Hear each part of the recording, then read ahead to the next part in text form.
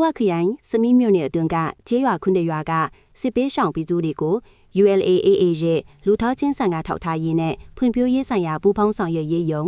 HDCO ကနေစနစ်ဆောင်တွေကိုတွားရောက်ကူညီထောက်ပံ့ပေးခဲ့ပါတယ်။အခုလိုထောက်ပံ့မှုကိုတော့ပြီးခဲ့တဲ့မတ်လ22ရက်နေ့ကပြုလုပ်ခဲ့တာဖြစ်ပြီးစမီးမြို့နယ်အမှတ်6တိုက်နယ်အတွင်းမှာရှိတဲ့ကျေးရွာခုနှစ်ရွာကစစ်ပေးရှောင်အိမ်ထောင်စုစုပေါင်း144စုကိုကူညီခဲ့တာပါ။ထောက်ပံ့မှုအနေနဲ့အိမ်ထောင်စုတစုကိုစမ်းတအိမ်နဲ့စောင်းချင်းနှုံးစီပဲခဲ့တယ်လို့သိရပါတယ်။အကျိုးခံစားခွင့်ရရှိခဲ့တဲ့ရွာတွေကတော့မိတ်ဆာဝတိနှင့်3ကျေးရွာတွေအပြင်ငါးမြင်းတောင်အယိုရွာဝက်ရွာ9ရွာနဲ့စားဝကျေးရွာတို့မိဖြစ်ပါတယ်။ဒါအပြင်ပြီးခဲ့တဲ့မတ်လ20ရက်နေ့ကလည်းစမီးမြို့နယ်အိုးဘိုဝရွာမှာမီးလောင်ကျွမ်းမှုကြောင့်ဆုံးရှုံးသွားခဲ့ရတဲ့အိမ်တော်စု3စုအတွက်ကိုလည်းစမီးမြို့နယ်ပါတီနဲ့ HDCO အဖွဲ့တို့ပူးပေါင်းပြီးစားနပ်ရိက္ခာတွေတွားရောက်ထောက်ပံ့ပေးခဲ့ပါသေးတယ်။လက်ရှိမှာတော့စစ်ပေးရှောင်ပြည်သူတွေဟာစားနပ်ရိက္ခာနဲ့အသုံးဆောင်ပစ္စည်းတွေလိုအပ်ချက်ရှိနေဆဲဖြစ်ပြီးထပ်ဆိုင်ရာအဖွဲ့အစည်းတွေကထပ်နိုင်သမျှကူညီဖြစ်စည်းပေးနေတာကိုတွေ့ရပါတယ်။